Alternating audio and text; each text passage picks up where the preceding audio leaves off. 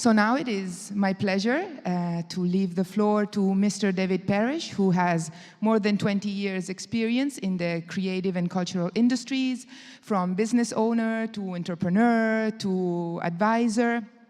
He is a keynote speaker on cultural and creative industries, the creative economy, marketing, digital economy, international business. So who better than him to introduce and continue this open discussion on what creativity and technology together can do. He's also author of 2 wonderful books, and I personally suggest and invite whoever wants to have and to read them. The latest one is T-shirts and suits, a guide to the business creativity. So within this context that we just heard so much about, what does it take to be a successful creative entrepreneur? We ask Mr. David Parrish. Thank you.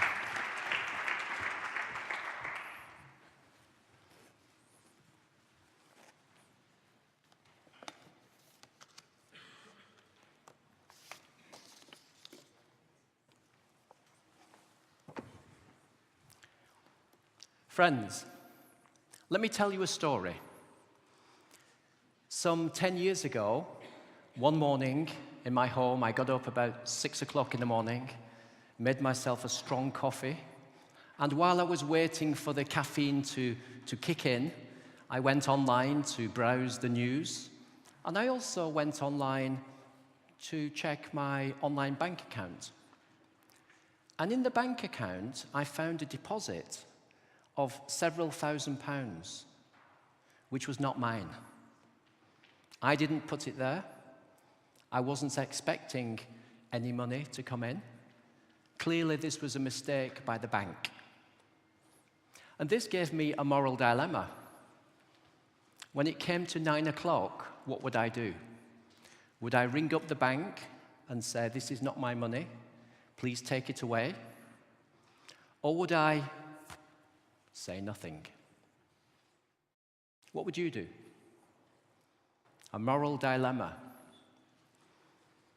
But actually, as I was thinking about this, round about 9 o'clock, I received an email which explained to me that this money was mine and I had made money while I slept. Yes, I made money while I slept. Would you like to make money while you sleep? Of course. I'm going to go and explain a little bit more about that in a moment. Friends, I'm delighted to be here, and I thank very much the organizers for inviting me. It's a pleasure to speak with you today, and I hope to have conversations after my presentation around the coffee, around lunch, and speak to you individually. And I'd like to thank the organizers because it's quite easy for me to just arrive from England and speak, but I know that the organization behind the scenes has been going on for months and months. And so I appreciate that, and I'd like to congratulate the organizers for all the work that's gone in, that invisible work. Perhaps we should give them a round of applause. Well done.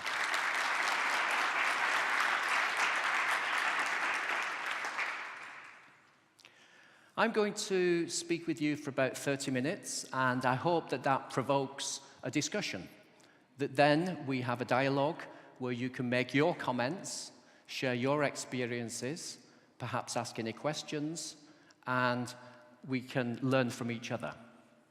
But for the moment, I'm going to share with you some ideas that I've learned about creative entrepreneurship from my own experience of setting up businesses and growing businesses, making lots of mistakes and having some successes, and from working with creative enterprises in more than 50 countries around the world. And so I'm going to talk about how to make money while you sleep, about creativity in the studio and the office, how to create your own unique business formula, and then what I mean by T-shirts and suits, which is a metaphor for T-shirts being the creative people, and suits representing smart business thinking. Because if we bring those two things together, we can be successful creative entrepreneurs. Successful both creatively and commercially. But I must emphasize that we have to be creative not only in the studio, but also in the business office. And as I travel around the world and I meet creative people, the things they do in their studios are amazing. They might be fashion designers, animators, making computer games, making videos. They might be architects or musicians or artists. And what they do is amazing. But somehow, these same people, when they walk out of the studio and into the business office, it's as if they switch off their creativity, switch off their enthusiasm, and switch off their intelligence, and then they have to do the boring business side of things. That is often their attitude. But I know that we can use our creativity in a different way. Maybe you don't call it artistic creativity, but we can be creative about how we do business.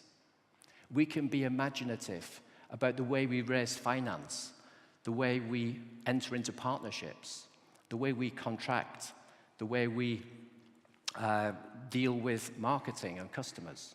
All these aspects of business we can do in different ways, in creative ways, in order to deliver the objectives that we want to achieve in accordance with our values and our mission.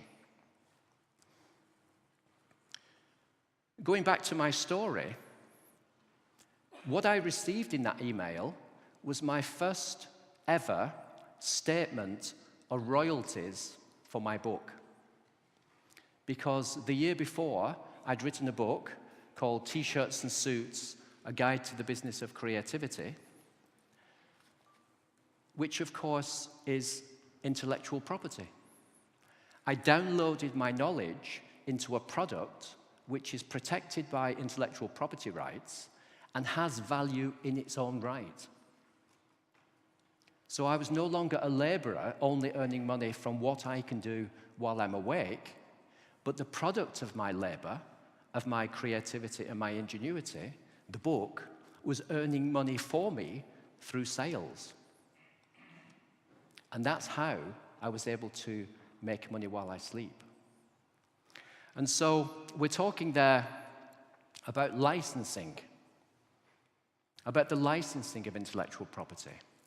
And we need to be aware more about intellectual property. Frankly, I'm a little bit disappointed in my own country and other countries about how little creative people know about intellectual property rights. We really need to know more.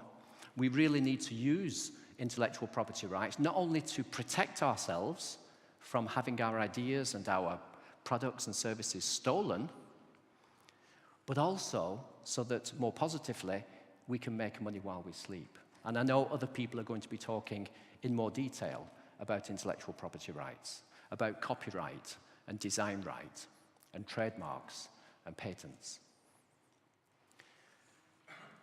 This guy at the top is a young man called Guillermo Marconi, whom I had the privilege to meet when he came to my workshop in the city of Nova Friburgo in Rio de Janeiro state in Brazil. This guy is a commercial illustrator. You can see from his iPad some of his work. If you saw it in more detail, you would recognize it, because he does commercial illustrations that are used by Vodafone, by Nike, and other big corporations, Coca-Cola and others. And he's a one-person business, working from his back bedroom in Nova Friburgo. But he's smart. Not only is he a professional illustrator, but when Coca-Cola want to use his work and they want to buy it from him for a lot of money, He says, no, no, no. You can't buy it. It's my intellectual property. I'm going to keep it. But I will rent it to you. I will give you permission to use it, maybe for one of your stores or an advert, in exchange for a licensing fee of many thousands of dollars. And then when they want to use it for a second year, they have to pay him again. And if they want to use it for packaging, they have to pay him again. And in this way, he makes money while he sleeps. And the article I wrote, which is on my website, is called Don't Sell It, Rent It. Because sometimes, not always, but sometimes we can make more money by holding on to our intellectual property rights and licensing them, shall we say, renting them to other people to use. And in that way, we can control our creativity, perhaps earn more money in the end, and, importantly, make money while we sleep. When we talk about the fashion industry, then we talk about, for example, how licensing can work in fashion.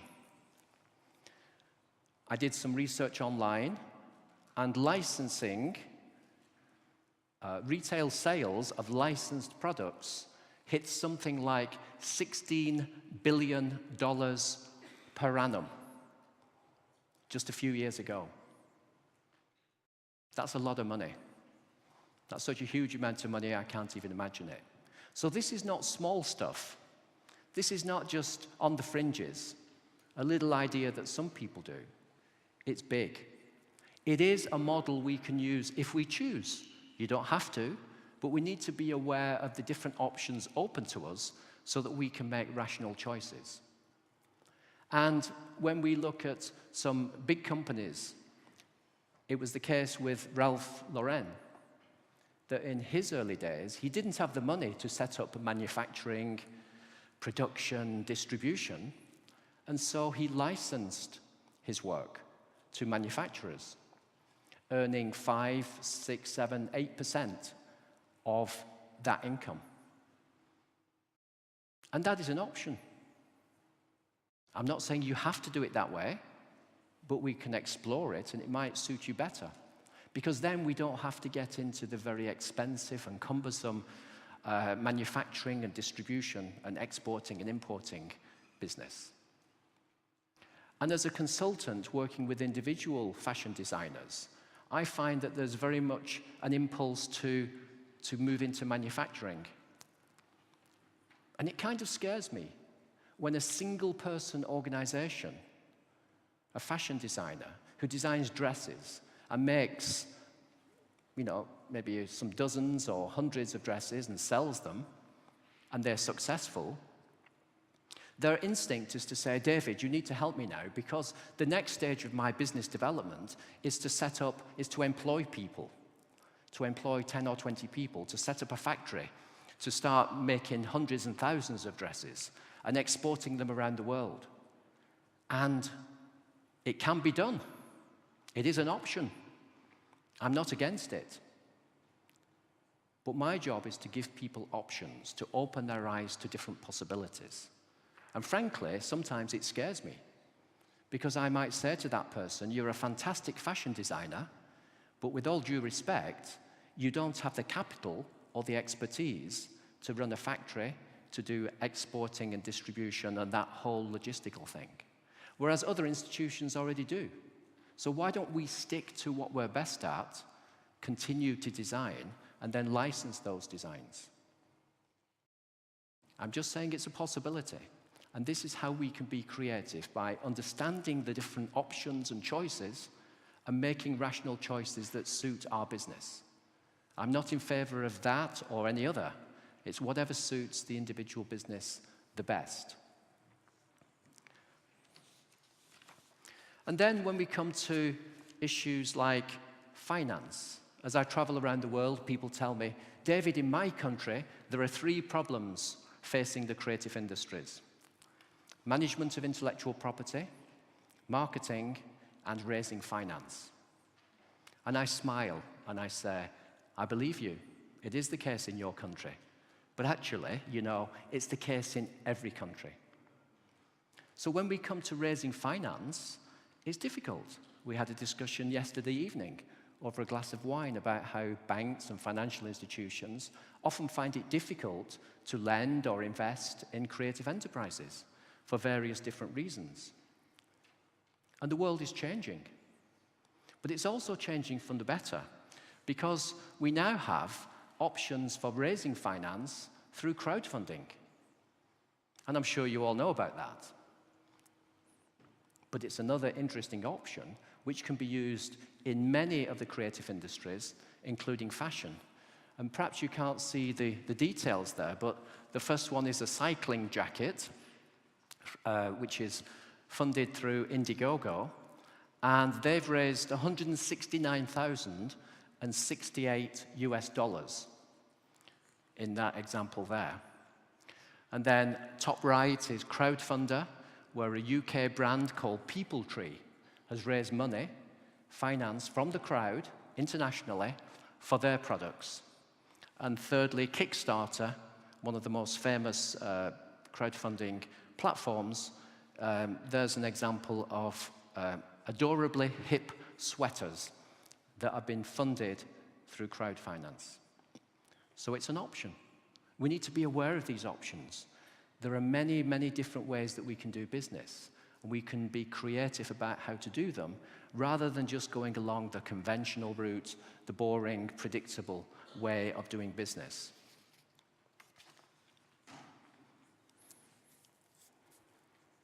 Let me tell you something else about me.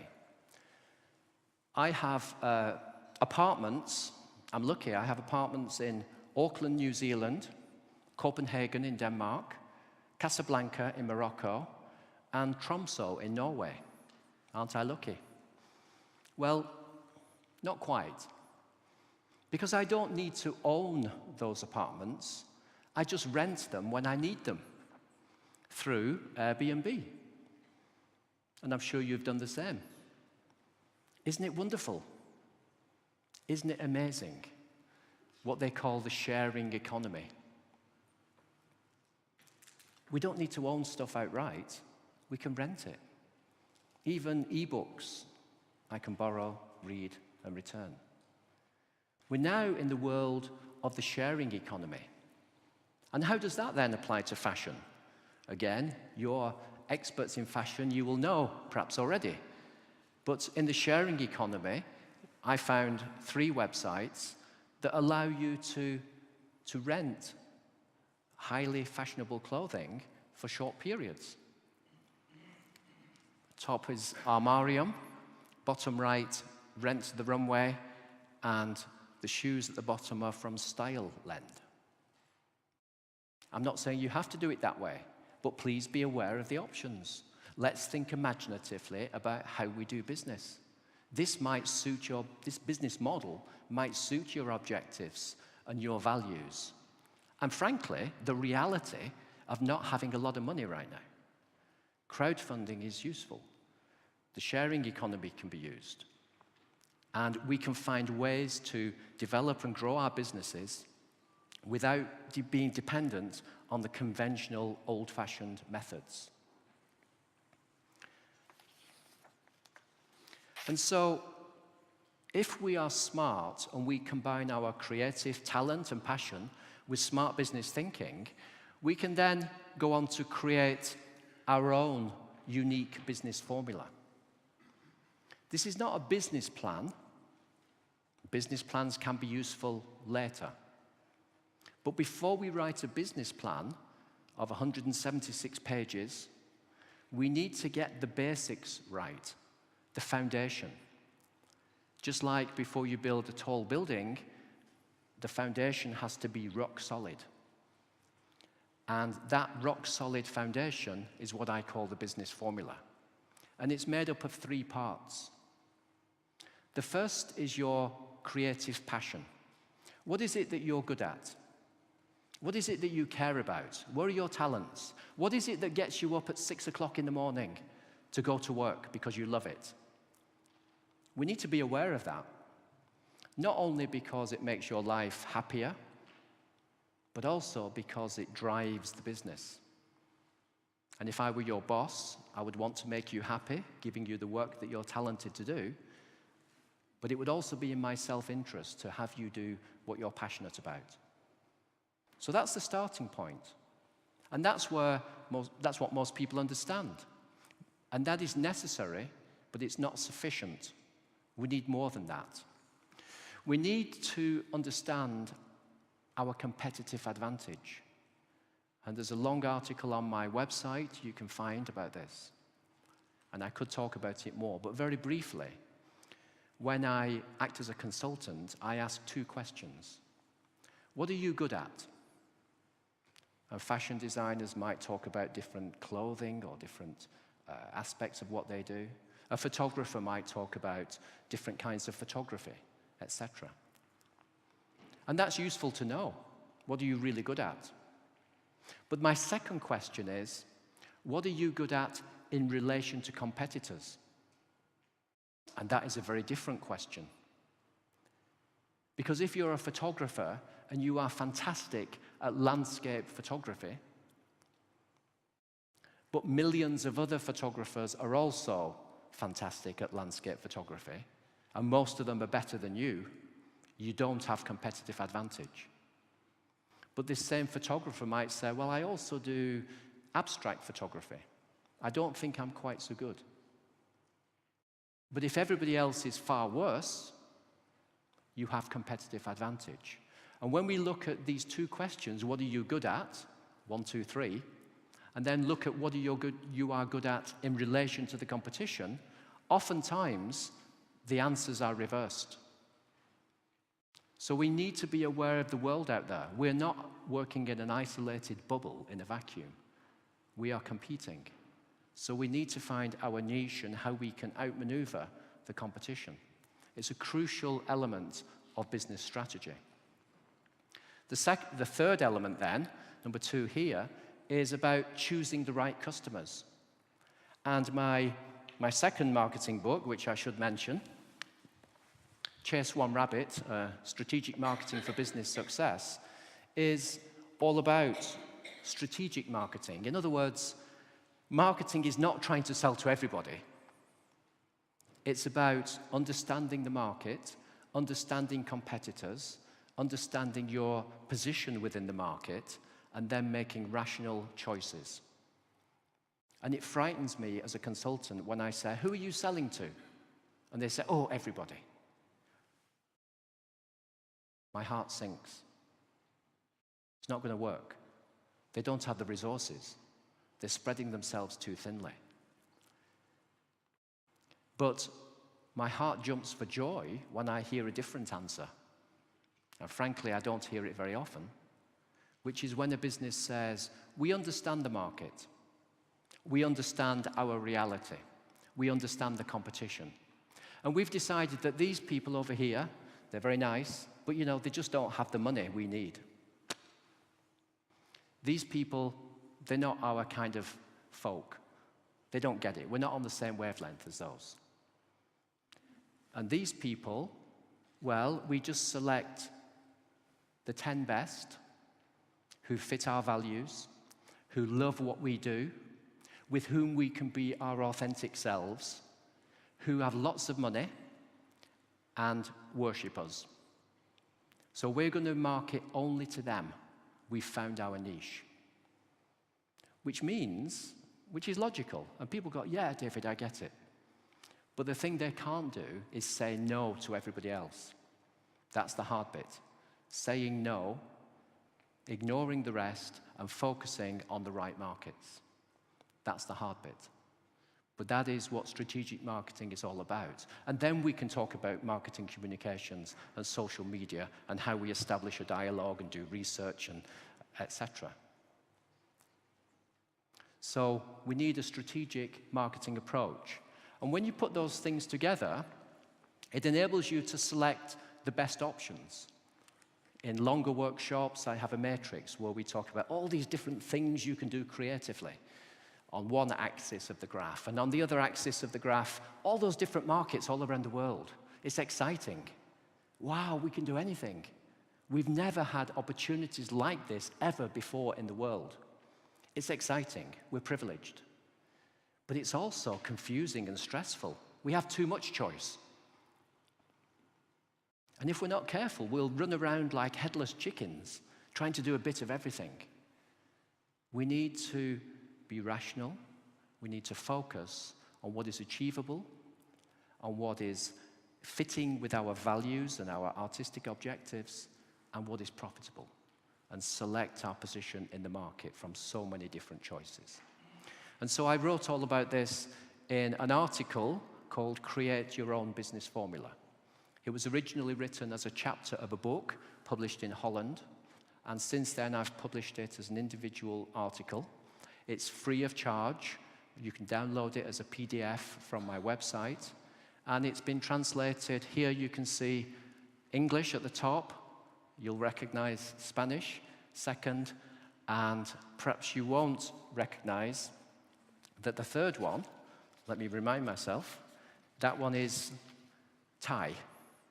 That was translated in Thailand. I'm also privileged to say that it's been translated by individual people who get a credit and a link to their website, and it's published also in German, Romanian, French, Indonesian, Russian, Azerbaijani, Portuguese, and Belarusian. Not yet in Italian. So if you have any volunteers or any other languages, let's publish it, let's share this with other people. It's only 3 pages, and it summarizes what I'm saying about how to create your own unique business formula by combining your creative passion with smart business thinking and being imaginative about how we do business. And then I come on to the books I mentioned. T-shirts and suits, as I said, is a metaphor for T-shirts being the creative people, suits representing smart business thinking. And this book is available as an e-book and an audio book, as well as a paperback, so please buy it. But also, it's available on my website as a free e-book in English. You can download it as a PDF, absolutely free of charge. Please take it, please read it. You can print it if you want. You can share it. You can attach it to your website as a free download. You can use it in conferences and workshops as a giveaway. Now, I was introduced earlier as a business advisor, creative industries expert. What they didn't say, what Simona didn't say, is I'm also a mind reader. I can read your minds. And what you're thinking is, hang on a minute, this guy is talking about business and profitability and making money while you sleep. But did he just say he gives away his book free of charge? Is that what he said? What's this about? Well, maybe I'm not as stupid as I look. Because this is a business model called Freemium business model. Freemium being a hybrid word combining free and premium. And so the reasons I give away my book free of charge is for 2 reasons, 2 different reasons, different but not contradictory. The first is, this is my mission. At last, at my age, I've found my purpose in life, which is to help creative people like you to be smart with business. It's my gift to the world, if that doesn't sound too grand. I'm really passionate about sharing this knowledge, and I want people to take it and use it. But at the same time, it acts as my advertising. And it's because the book is released as a free ebook using a Creative Commons license, which says, yes, please take it, print it, share it, but don't mess with it, don't change it, don't take my name off and put your name on. And if you want to sell it, let's talk first. Those are the conditions. But if you just want to use it and share it, fine. It's because it's available online that I one day got a phone call from Taiwan, and the people there said, we'd like to translate your book into traditional Chinese and pay you. We'd like you to come to Taiwan and speak at a conference, and we will pay you. And we want you to deliver a workshop for young entrepreneurs in Taiwan, and we will pay you. And I said yes. So sometimes it makes sense to give something away for free in order to charge a premium price for other services or other aspects of your business later. It's a new word. You read fancy books about it. But in some ways, it's as old as the hills, like free samples, like the gateway drug. Give them a little bit, and they'll want more, and that's where you make your money. I'm not saying you have to give anything away for free. I just want you to be aware of all these options, all these exciting creative business models that we can use so that we can design our business in a way that suits our mission, our passion, our objectives, and our values. You can be in charge. You can be in charge of the tools of business. Don't let business control you. Don't do things the conventional way just because everybody says you should. If that suits you, fine. But be in control. Choose the tools you use and design your business using your own unique business formula. So please take the book. I'm proud to say it's been published in 13 countries so far, with 2 more on the way. And I'm always interested in talking with anybody else who is interested in publishing the book in translation. And my second book, Chase One Rabbit, is also available in Spanish and in French so far. So let's talk about other translations if you're interested. But for the meantime, please take the books. So at that point, I want to finish off so that we have time for dialogue. And just to say that this is my website, davidparrish.com. And if you go there, you'll see my books, you'll see many free downloads. Please use those resources for your own enterprises, or if you're an agency, please use them also to spread the word and to help creative entrepreneurs. And so, in the end, my conclusion of how to be a successful creative entrepreneur is to combine your creative passion with smart business thinking.